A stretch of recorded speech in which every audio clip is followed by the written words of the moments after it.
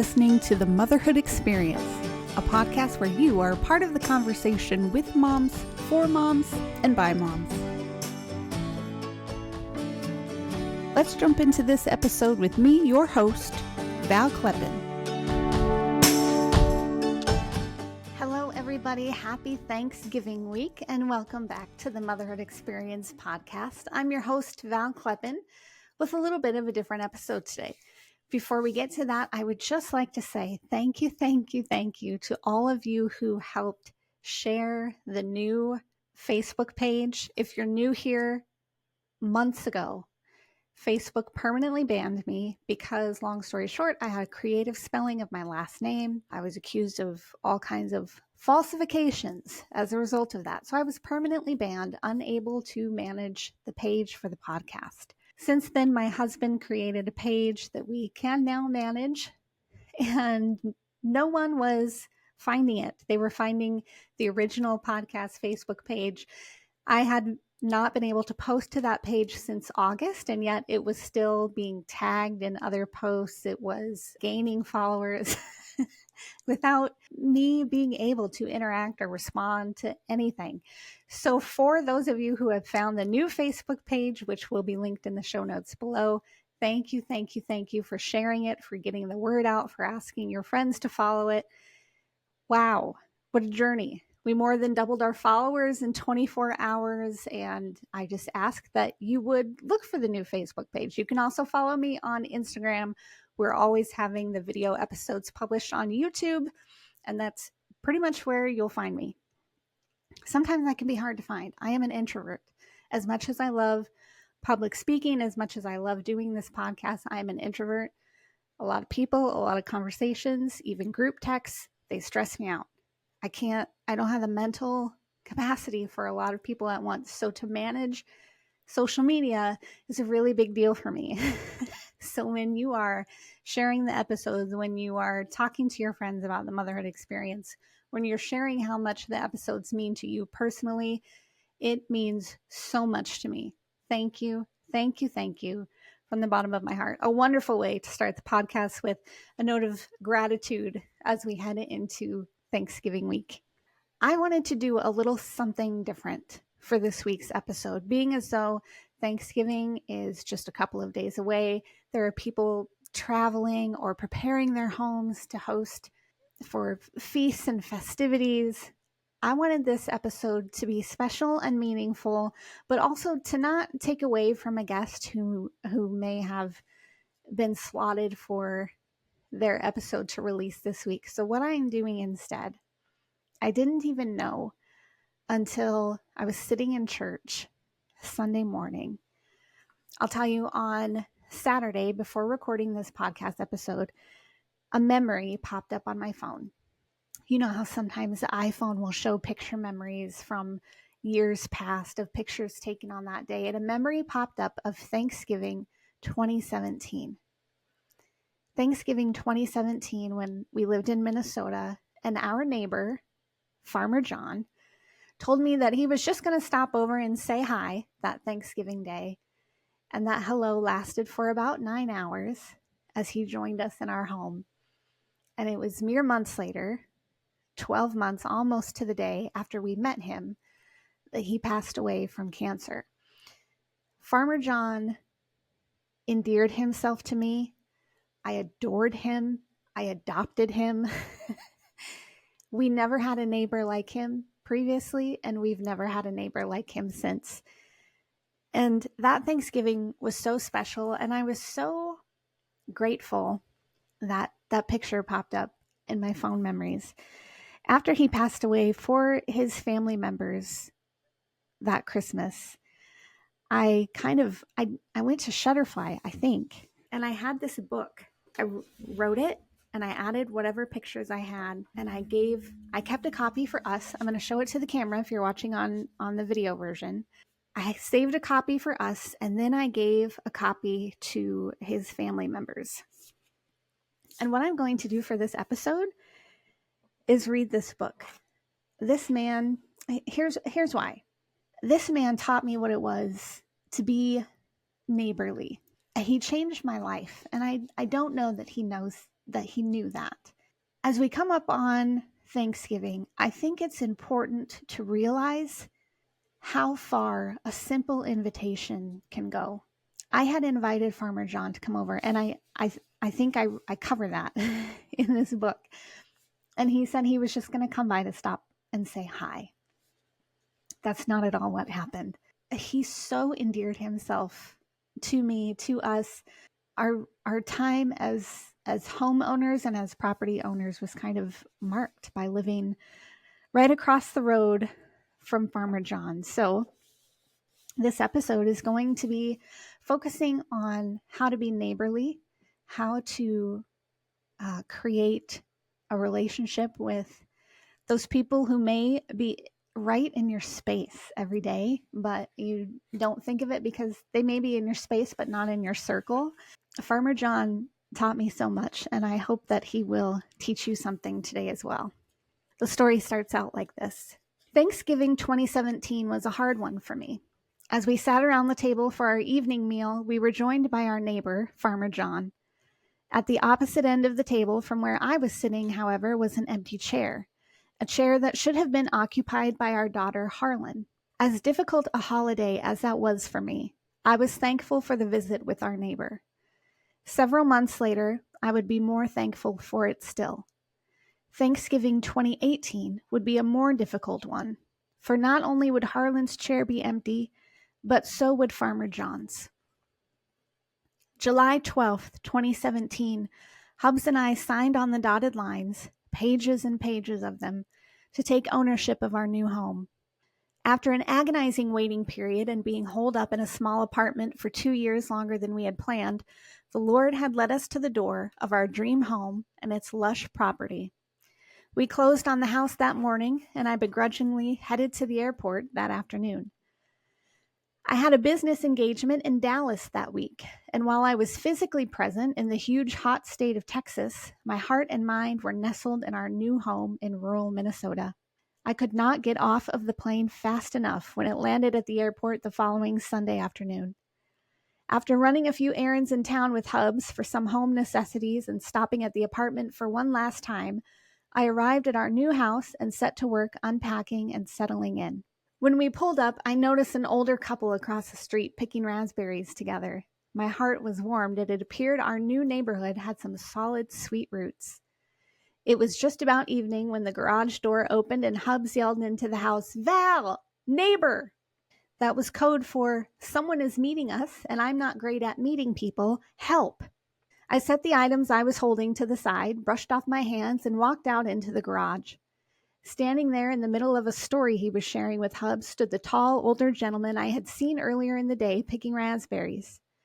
Standing in his plaid short-sleeve button-down shirt, his light blue jeans, and his mesh-backed cap, he didn't stop talking to make any introduction. He finished his story, an important one at that, only remembered by the tone he shared rather than the content. And after listening attentively, I interjected, "I'm sorry, I didn't catch your name." "Pender," he replied. "Pender," I said, nodding awkwardly. I thought it must have been a traditional name from the old country of Norway or Germany, some part of Scandinavia where so many families around these parts originated generations ago. Hubs, no stranger to my confusion, leaned over and matter-of-factly added, "John." "Oh, John Pender," I exclaimed as I put the pieces together in my head. I continued, eagerly doing whatever I could to put my foot in my mouth with our new neighbor. "Where's your wife?" I asked. This was not my brightest move. I used to train others on how to converse when meeting new people and treading carefully around tender subjects like families and living situations and jobs. The correct question to ask would have been something like, "Who were you picking raspberries with earlier?" Or, "Do you have any other family in the area?" "My wife?" he asked boisterously. He continued, "I left her in Illinois back when I left the military." Shocked at my own misbehavior in conversation, I stammered a quick, "Oh," with a polite giggle while he chuckled right along. I didn't bother to ask who he was picking raspberries with earlier in the day and was trying to wrap my head around the snippet he had just shared. After more lighthearted and new neighbor conversation, he turned to walk back across the street to his house. I turned to Hubs and said, smiling broadly, "I have a feeling he's going to be really special to our family." I had no idea how prophetic those words would be. That first meeting was July 16th, 2017, and it's a day I will always cherish, the day I met Farmer John. I'm one for giving people nicknames they didn't ask for. I've referred to our oldest as Little Miss and our youngest as Little Man since their entries into the world, and Hubs has no first name unless he's in trouble. I like to refer to people with terms of endearment that a name can't always capture. Neighbors harbored no exceptions to this trait of mine. Seeing him work on his tractors and antique farm equipment, it seemed a no-brainer. The way to distinguish our neighbor from the other Johns of the world would be to add the name Farmer before. It was a matter of days before the kids caught on and started addressing him as Farmer John to his face, without me having had the chance to explain to him my nicknaming addiction. After one such interaction with the Littles, he told them he wasn't a farmer. I begged to differ, though, since he spent much of his time helping his family members on their farms, driving truck for them, or working on restoring old farm equipment. He had one plot of corn he grew near our property for pheasants forever, and that qualification was all I needed to ensure the nickname stuck. It was a summer of friendly chats those first few months. We'd spend evenings in the middle of the township road that ran between our houses, sharing stories and a chuckle or two. I thought we were learning a lot about Farmer John, but he made it clear he was learning just as much about us. He learned I liked to can and saved various jars for me. He learned I didn't like chemical spray and asked permission to spray the weeds in the middle of said township road. He learned we had plans for a large garden and made offers of assistance at every turn, even telling me insistently not to buy tomato cages because he had some in his shop we could have when the time came. One summer afternoon, I found a yellow basket in our garage filled with new potatoes, cucumbers, and tomatoes. I had mentioned I would love to hear from him who had produce nearby I could scavenge from until we got our garden up and running the following year. Rather than out his sources, he just harvested and gave to us. That same evening, Hubs and I walked outside to chat with him, and Hubs shouted, "You need to be careful, there's a bandit leaving baskets of vegetables in garages." To which Farmer John chuckled, shrugged, and said, "I'm not worried." And that wasn't the last of the goodies we found that had mysteriously landed in our garage. He was always giving. Food, time, advice, always giving. As fall set in and we prepped a section of our yard for the next year's garden, he was interested in what we were doing. And while he supported us verbally, I have no doubt he thought we were a little bit nuts. We were trying our hands at the Back to Eden gardening method and were as excited about it as we were inexperienced. His real reason for coming over, though, was to tell me he thought he'd better go to the fish dinner at the nearby Presbyterian church so he could introduce us to a few of the locals and get us acquainted. We did join him that night, though he was waiting for his family to show up and didn't eat with us. He did point out people in the church he knew and whom we most likely would know one day. It was sweet to spend some time in the sanctuary with him, though, while he played with the kids and visited with us about the locals.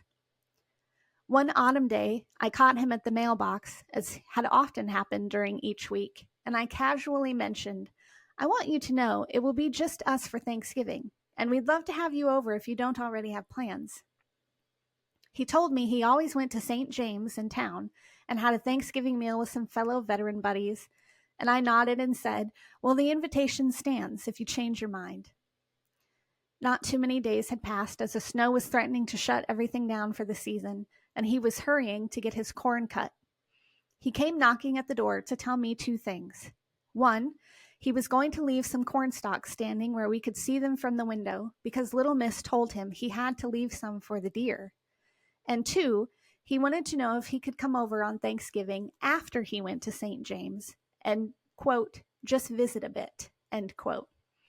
I was thrilled at both pieces of news and told him of course he could come.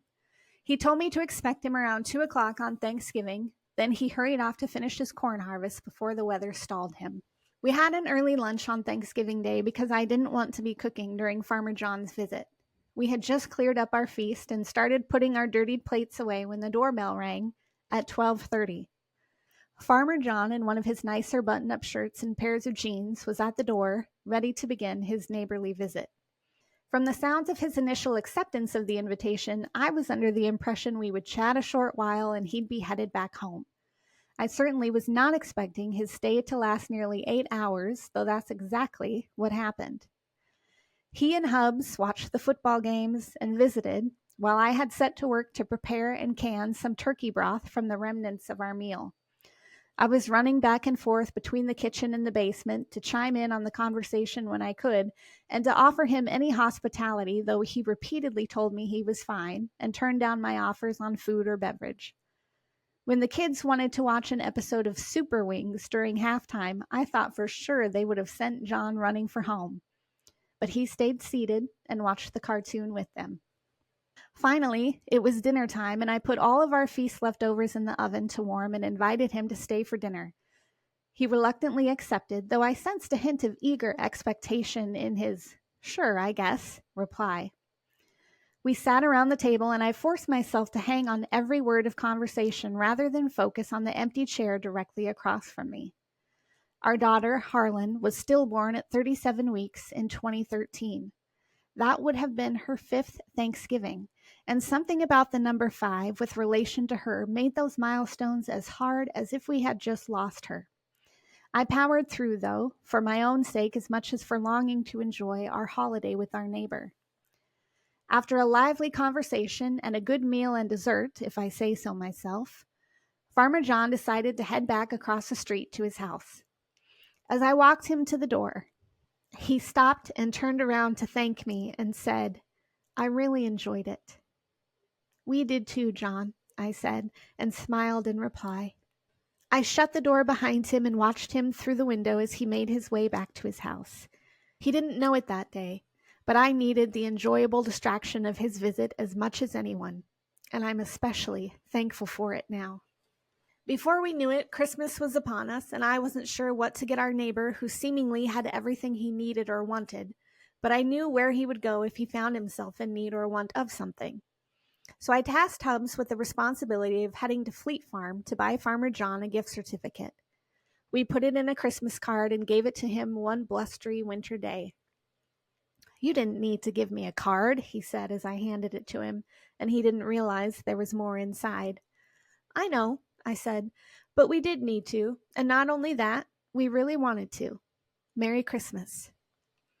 A week after Christmas, January 2nd, and moments before a nasty winter blizzard hit, the doorbell rang.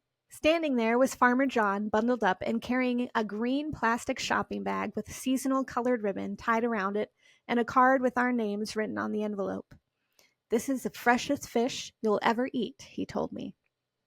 He had only caught it that morning, had boned and filleted it, and had hand-delivered it while the snowflakes pelted his face during the delivery.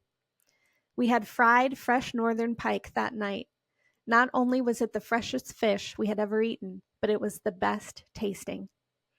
That was the way of it for Farmer John, always surprising us by how he spoiled us and always giving as freely as you and I breathe. He sauntered back across the road to his house as the snow fell heavier, and soon enough he disappeared behind the blanket of winter weather. There were many winter days when I would be outside with the kids while they were sledding in the snow or digging out forts in Farmer John's cornfield, where we would soon find ourselves in his company to hear more stories or receive more helpful advice. I sometimes called him our neighbor ninja because on more than one occasion he would sneak up to us and be standing beside us without us knowing he was even on his way. His saunter was silent but purposeful, and he often found opportunities to visit about something, anything. His kind demeanor and sense of humor always made for an enjoyable conversation, even if you weren't convinced when it started you were up for one. By the end of it, you were always glad he stopped by anyway, despite your own selfish shortcomings. Farmer John took his role in our neighborhood seriously. In the summer, he would often grade the gravel road to keep it smooth and functional. In the winter, he cleared it of snow so everyone could make their way to work. He was always working on something, and rarely for the sole benefit of himself. When spring arrived, and boy did it take its time that year, we moved our laying hen chicks out to their coop. The first warm day of the season, we found ourselves outside hanging netting above the coop to deter the hawks and do our part to ensure our chickens stayed alive. Soon enough, while trying not to tangle ourselves in the netting and disagreeing with each other on how it should be assembled, Farmer John sauntered over and watched us wonderingly. He didn't say a word at first, though Hubs and I were still taking verbal swings at one another now and then. I turned and asked Farmer John, "You got any marital advice you want to help us out with?" He forced the air out through his teeth in a subdued scoff and said, "I have advice about a lot of things, but marriage isn't one of them." I laughed. He went on to say, "I don't think you'll have to worry about predators from the sky, though." Hubs was of that same opinion, and this was part of our discontent with one another while we were installing the netting. Hands on my hips, I firmly asserted myself and told them both I had seen more than one hawk flying above and right through our yard, not to mention the owls and bald eagle also hanging around, and I wasn't going to give them a free will offering of any of my hens. Farmer John shrugged, and the matter was settled. I was going to get my way regardless of how much sense it made to the gentleman. In April, there was one morning in particular I was taking my time getting ready for my day. I had read aloud to the kids on the sofa from the comfort of my blue striped pajama pants, the sweatshirt I rescued from my husband's giveaway pile, that was from our honeymoon, the nerve, and my hair slapped back behind a cotton headband. I gave the kids some lingering hugs and stood up to finally make my way to the shower and get ready for the day. Then I heard little man exclaim, "Farmer John's here!" And sure enough, he was walking up to our front door. I waited for the doorbell, but there was none, as little man and little miss sprinted over the floor to the door. I opened it, and there he stood, smiling, and said, "I heard the feet running and didn't figure I needed to knock." Embarrassed by my disheveled appearance, I tried to hide myself behind the door and debated whether or not I should explain I seriously was just going to get in the shower.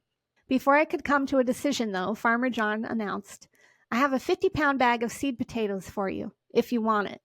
Incredibly excited, I gasped, "Yes! Can I pay you for it?" I wish I could describe the face he made as he responded, "No," and shook his head. His nose wrinkled, his lips puckered, and his eyes nearly rolled back into his head.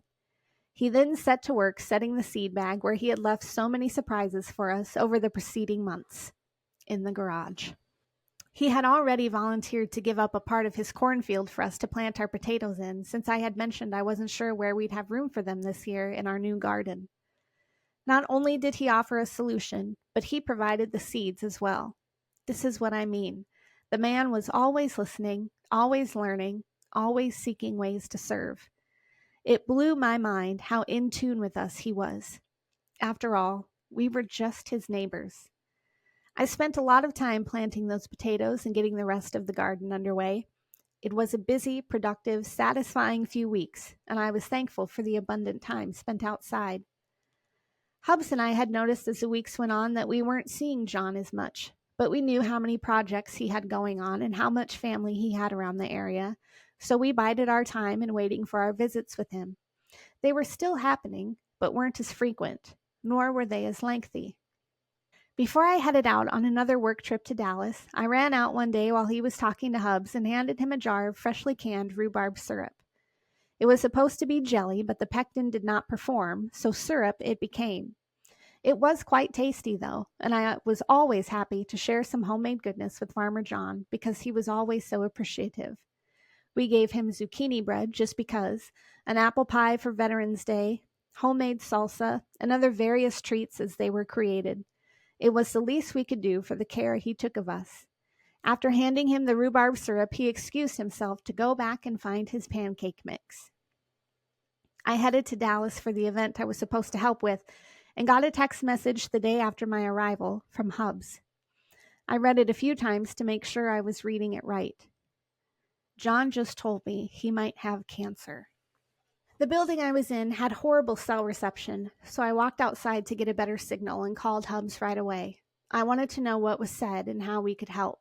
I knew Farmer John would never ask us for help, so I told Hubs we needed to devise a plan to figure out everything he had going on and just make a way to help him out with it.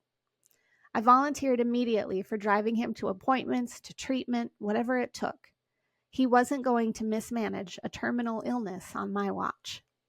I returned home from Dallas and didn't see Farmer John outside at all. That was not like him. I kept telling myself I needed to go visit him, but then would talk myself out of it for fear I would disturb him if he was getting some much-needed rest. It was on the day we saw his nephew mowing his lawn that we knew things weren't good.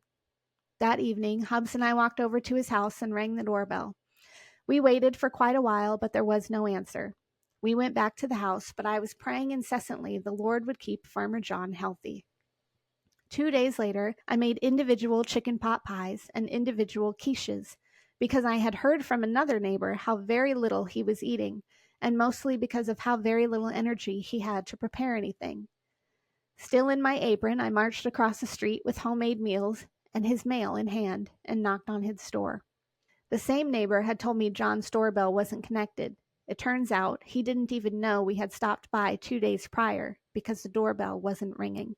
I tried to hide my shock when he answered the door.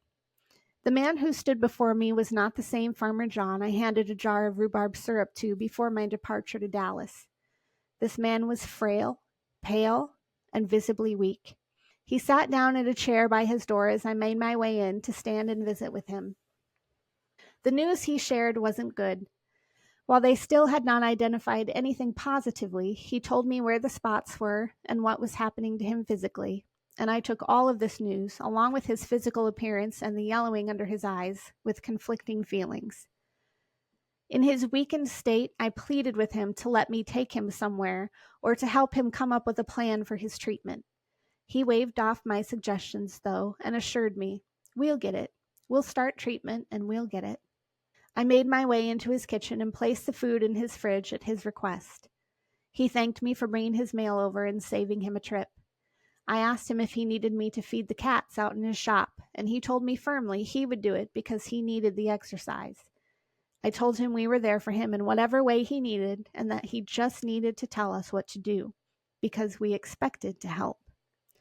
He told me he felt bad he hadn't come over to tell us more of what was going on, and I told him apologizing was nonsense.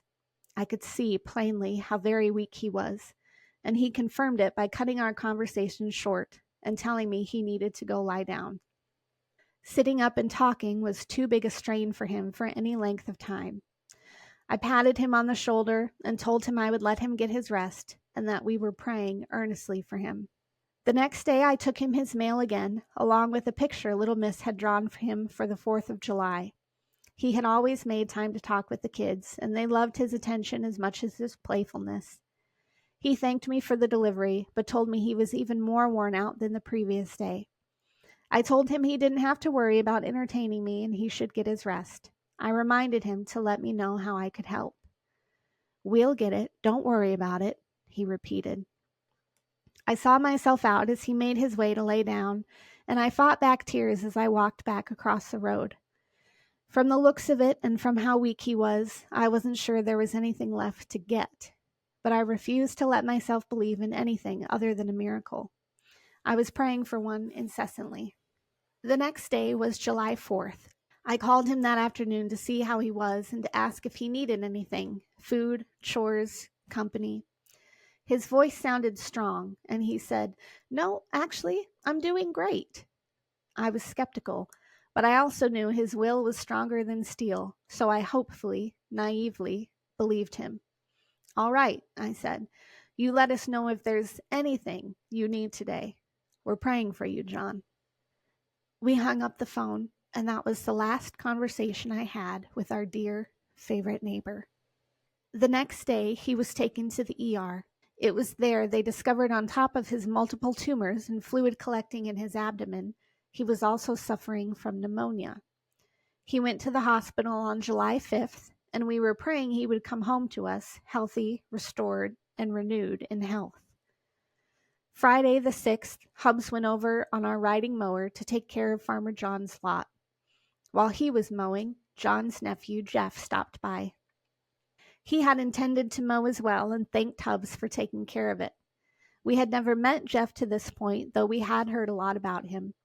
He said the same. While he hadn't met us, he had heard a lot about us from John. We stood and chatted a while about John's failing health and how much he meant to us. Jeff choked up, and so did I, as we pleaded internally for an outcome different from the one that seemed so insistent on happening. I walked back to the garden where I had paused my fall planting to make a formal introduction and noticed John's lilies hadn't blossomed yet. Other daylilies elsewhere were showing off with their seas of orange blossoms, but Farmer John's were a little behind the rest, taking their time. It was that night that Hubs and I sat on the sofa, talking all about all Farmer John had done for us, had meant to us, and how much we loved him. Hubs dared to speak the words that haunt me still. We may never see John again. I couldn't reply, as immediately the tears began to fall to even think of it. A life without Farmer John as our neighbor? It's unfathomable, and yet it seemed so imminent. I wrote in my prayer journal that night, begging still for a miracle, for healing. A few days later, I had a dream about Farmer John. I dreamed he came walking across the road, his usual purposeful saunter, wearing a cheerful plaid shirt and clean jeans, mesh back cap upon his head. He was all smiles and rosy cheeks, a far cry from the man I had paid a visit to previously. He was joyful and excited to share with us he had never felt better. He was healthy, he was cured, and he was happy to be back. We, of course, were elated to see him and told him how happy we were he was back where he belonged, back home. I woke up the next morning and pleaded for that dream to come true. Friday the 13th, our doorbell rang, and it was Fief's, the same neighbor who told me about John's cereal dinners, and the same neighbor who was picking raspberries with him that first day we met, standing there with an egg carton for us and an update about John. He had taken a turn for the worse. His lung had collapsed, and they had determined to take him off the ventilator. My eyes welled up and widened, and I said, "That wasn't the news we were hoping for." And Fiefs nodded in her own tearful agreement. She left, and Hubs held me as I wept on his shoulder, pleading yet still for a miracle healing, for Farmer John to come back home, to chat with us, to be our neighbor. I excused myself to the garage, where I felt I could weep openly without having to explain to the kids why I was so upset. 12 minutes after Fiefs had left our home with the update, I received a text from John's nephew. John had just passed. He was gone.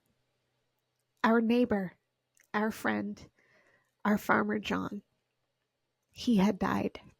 My shoulders and stomach were heaving with sobs. I was in shock, in disbelief. I so badly wanted to believe there was a miracle for John, that he would come back to us and things would go on as they were. But there it was, in black lettering on my phone. He was gone. Above my sobs, I heard a quiet voice ask, "You okay, Val?" I looked up, but through the tears and without my glasses, I couldn't immediately make out who it was. It was another neighbor, Jane, coming to tell me the news she didn't know I had already received. I could hardly speak. She nodded in understanding. We hugged briefly, and she went back to her house, directly next door to us, and across from Farmer John's front door. I spent most of that evening outside. I walked around John's cornfield. I hyperventilated through our potatoes. I sat between our pine trees and stared at his corn.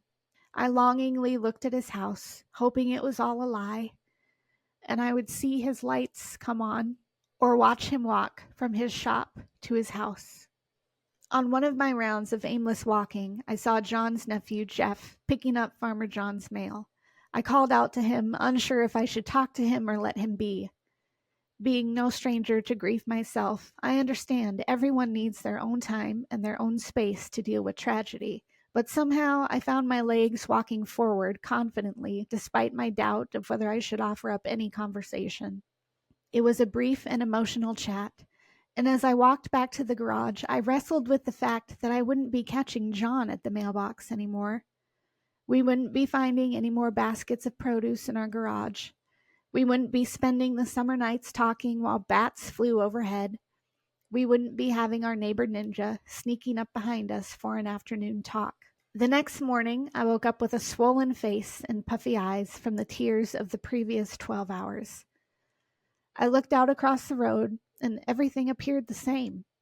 Farmer John's truck was in the driveway, his most recent project was parked in front of his shop, and one of his cats was cleaning itself in front of the garage. But nothing was the same. Everything was different. Farmer John had passed away. I sat on the sofa and tried to figure out how to spend our day, though emotionally I was completely worn out. I turned my head to see our peace lily, which hadn't bloomed in over a year, had blossomed overnight. Of course it had. I was reminded while I didn't get the miracle I begged for, God's peace was still sovereign. While our dearest friend and neighbor had passed away, God's peace would find a way to fill the void Farmer John's absence would leave behind. That night, while Hubs was out visiting a friend and the kids were in bed, I found myself on the sofa again, staring beyond Farmer John's house to watch the sunset. I was praying for a sign, a symbol, anything, to reassure me once again John was all right, that this would be all right. It was time to shut the chicken coop door, but I couldn't pull myself away from the sunset or my prayer and sat silently staring out the window. It was then a yearling white-tailed deer loped across John's yard ahead of me. I gasped and caught my breath in my throat. There hadn't been deer here. Once upon a time, yes, but not recently, and not even when Farmer John had left some corn for them over the winter. But here it was, and there was no mistake. A yearling, which I knew was representative of the short 12 months we had been blessed to be Farmer John's neighbors. Farmer John's visitation was July 16th, 2018, 1 year to the day of the first time I met him in our garage, where he introduced himself as Pender, and where I told my husband I had a feeling he was going to be pretty special to our family. I attended the prayer service that evening and was so glad I did. It was heartwarming to hear others share their stories and memories of John. As each person shared, they confirmed what I had already known. Farmer John was one of a kind. He was a generous, compassionate, giving, and ornery fellow. He was loved by so many and had impacted and influenced the lives of everyone he encountered. The next day was his funeral, and little Miss attended with Hubs and I. This was her first funeral since attending her own sister's when she was 3 years old, but I felt it was important since Farmer John was such a big part of all our lives. The funeral was emotional, held in the same church we sat and visited with him before our fish dinner in October. One of the congregational hymns, "It Is Well With My Soul," was a hymn we had sung at Harlan's funeral as well. It was bittersweet to sing it at Farmer John's funeral and have it as a link to our daughter's funeral as well. The finality of it all was a hard pill to swallow, and the graveside service, while so touching, was harder still. Knowing he would be beneath ground instead of above it was heart-wrenching. Not to mention, the procession from the church to the cemetery drove immediately past Farmer John's own home. The symbolism of his casket passing his old home to his final physical resting place was nearly too much to bear.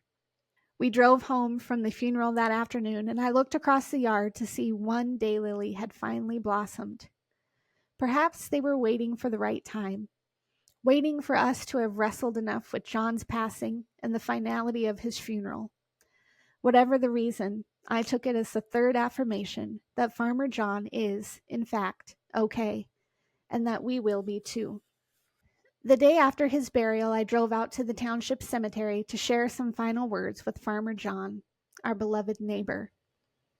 "I have to drive a little further to visit you now," I began, before the tears choked my throat closed. "We love you, sir," I continued.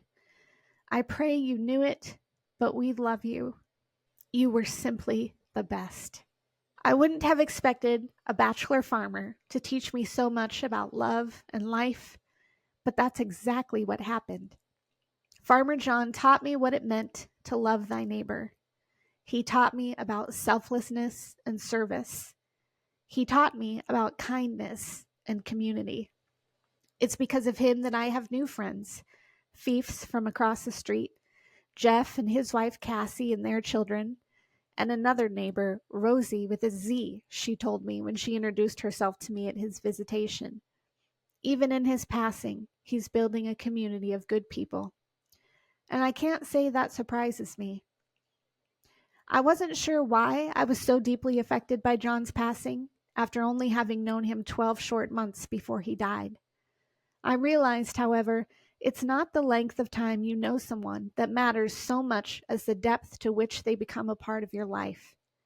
Yes, we only knew Farmer John a year, but it was a year of exceptional neighborliness, and we wove the fabric of our lives tightly with his.